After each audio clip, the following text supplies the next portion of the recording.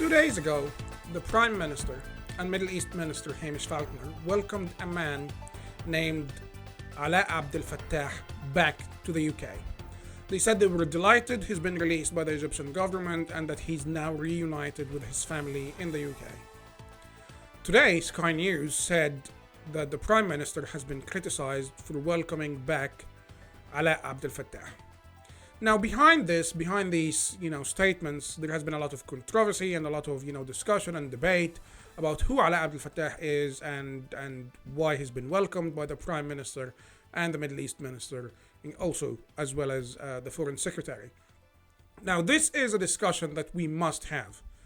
Number one, Alaa Abdel Fattah. Let me just tell you who he is. He's an Egyptian analyst, an Egyptian activist, who has been active politically in Egypt since the Arab Spring 2011, when we had mass protests across the Arab world and in Egypt, which ended up with the former president Mubarak essentially resigning and leaving post.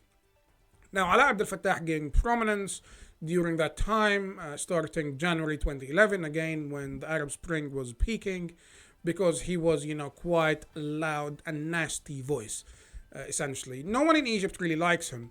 He ended up going to prison for, making statements that were seen as inciting violence against the police in Egypt and against the army in Egypt, and saying things like we should target the police, whatever, allegedly. Anyway, he ended up re-arrested again in 2019. And in 2019, when he was re-arrested in Egypt, his family, which was in the UK, through a legal loophole basically, that granted their mom, so their mom was born in London in 1956 and she was granted British citizenship because she was born in London. This is a legal loophole that has been used by many since, for decades essentially.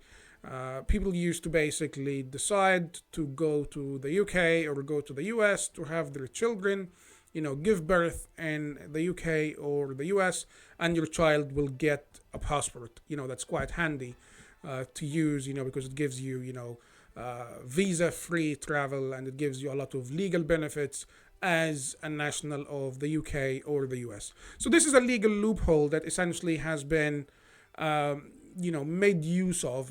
People used it for generations, honestly, fraudulently in many cases, and I would probably say, dishonestly in many cases, because these people had no ties whatsoever to these countries. So that's Abdel Fattah. That's Alaa Abdel Fattah. Again, he gained prominence. He, moved to the UK on the 26th of December, and I believe this is when he was welcomed, at least, the same day. He arrived on the same day, I believe, if not on Christmas Day. But anyway, behind this, what you will see is that we are dealing with essentially an entire family. So his mom, his sisters, and quite a few family members with their families, their children, have moved to the UK because of this legal loophole. If you look at what Alaa Abdel Fattah has been saying, obviously, you have seen some of his previous tweets where he's essentially calling for violence against white people, calling for violence against Zionists, calling for, which is another word for Jews, basically. You will know that he is a man who is an extremist, a man who promotes violence as a means for, basically targeting those people that he disagrees with. Now, what I find fascinating is, despite the fact that he was welcomed back into the UK, he actually has no ties to the UK. He's not married to a British citizen. He was not raised in Britain. He was not educated in Britain. He never paid tax in Britain. He has no links whatsoever to Britain. He has never actually claimed that he was British. There is not a single tweet from him saying that he's British, or that he's proud of Britain, or that he even has any ties to Britain. Nothing whatsoever. This man, his only tweets on Britain are the ones that are extremely vile, where he's essentially talking about Britain as a colonialist power, and he previously said that he's more than happy to kill colonialists or see colonialists killed, including civilians. So he's never even claimed citizenship. He was born in 1981 in Egypt. He never lived in Britain. He never again studied in Britain. He never worked in Britain. He never paid tax in Britain. And he never claimed to be British. He never said, yes, I'm British. This is my home. This is my country. This is a country, even a second home for me. None of that. He never pursued British citizenship. Now, one of the most important questions is, well, why did he get British citizenship? Again, like we said, his mom was born in the UK, so he got citizenship. But why didn't he apply for citizenship? Because he didn't want to. Until his rearrest in 2019 in Egypt, he had never, at least according to public knowledge that we have, he had never actually claimed British citizenship.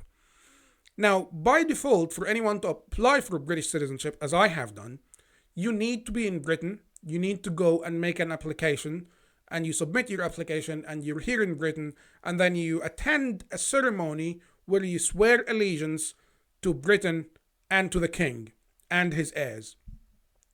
Alaa Abdel Fattah never did any of this. He never claimed to be British, he never wanted to be British, he never even claimed that he has any links to Britain, and despite all this, his family started pursuing British citizenship for him in 2019 when he was rearrested because they believed that this would get him out of jail. This is basically his get out of jail card, basically. So they decided to do this in 2019, and he was in prison according to their own testimonies and to their own admission.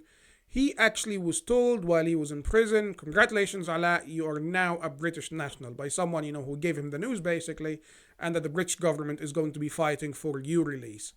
So we have a man who only attacked Britain, who despised Britain, its values, its history, its culture, and its people, white people. But regardless of all this, the Prime Minister himself and the Middle East Minister are actually welcoming him back to Britain. I don't really understand this. I don't really understand how it works. Loyalty should work both ways. If you have someone who is a national of this country, who is a citizen of this country, and he's loyal to Britain, he has family in Britain, he has roots in Britain, he or she, and they've paid tax in Britain, they contributed to Britain, then it makes sense to expect the British government to fight for them. But for a man who's a foreigner, who has no ties whatsoever, it doesn't make any sense. And he's only attacked Britain. It doesn't make any sense.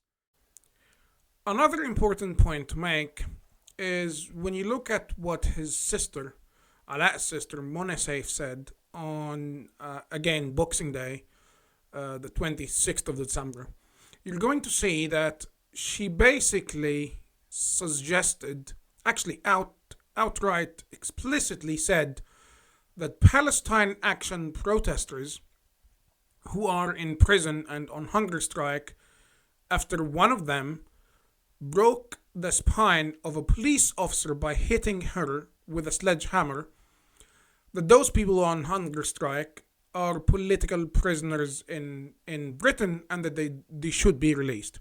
Now, Palestine Action is a group that has been designated as a terrorist group because of the violence of its supporters and its activists. For Alaa's sister to explicitly suggest that those people are, in fact, political prisoners in Britain tells you all you need to know. This is a family that quite obviously harbors extremist and vile views. Now, the real question that I have, the serious question that I have is, anyone with access to the internet can find what Alaa's views are. You can go online, you can check his previous tweets, you'll find his tweets, you'll find articles written about him, it's not difficult at all. Now we are getting the news that the Prime Minister, Keir Starmer, did not know about his vile views. Quoting, the term vile views because this has been revealed in a Telegraph article. Now, the entire British government, with its security agencies, intelligence agencies, the Foreign Office, there isn't a single person who can do what thousands of people have done.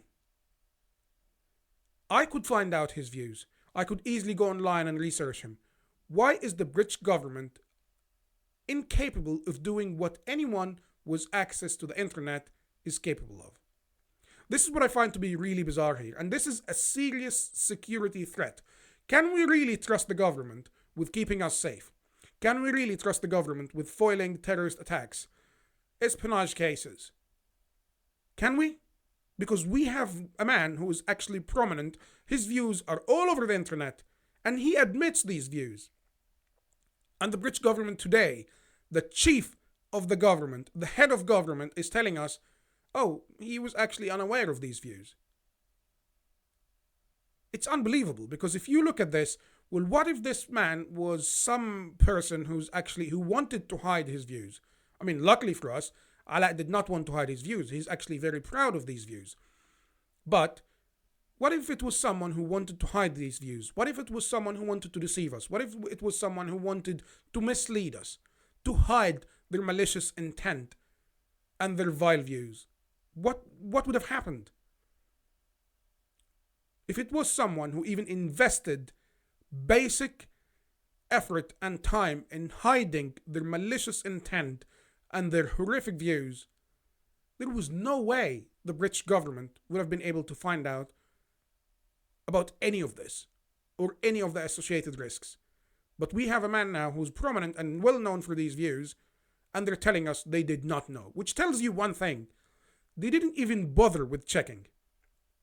They didn't invest even 5 minutes checking who this man was, checking his previous tweets on Jews, on Israel, on white people, on anything.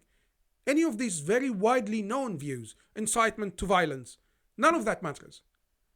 And it really is peculiar, because you have the Prime Minister of the UK who once called for the release of the sausages in reference to British and Jewish hostages taken hostage by Hamas. For an immediate ceasefire in Gaza, the return of the sausages, the hostages, and a recommitment to the two-state solution. The sausages.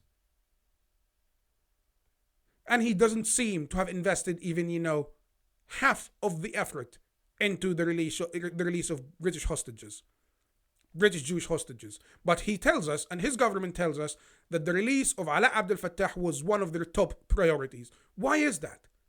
Why was he one of our top priorities? I don't get it. Why is the government investing so much of its diplomacy, its diplomatic efforts, and its connections, its ties, its time, its interests in making sure that Alaa arrives safely in Britain? Why is the BBC platforming Alaa's sister? Why has his case been made to be a case of such prominence, where he is, despite the fact that he is a man of, again, to quote the source referred to in the Telegraph article, a man of vile views? Why are we trying to save people who hate us? It doesn't make any sense. None of it makes sense, because none of it is even logical anymore. We just do things that do not make any sense. I believe the only appropriate course of action now is to revoke Alaa's citizenship. It's as simple as this. This is something that can be done by the Home Secretary. Will she actually do this? I don't believe so. But it remains to be seen. Thank you for your time.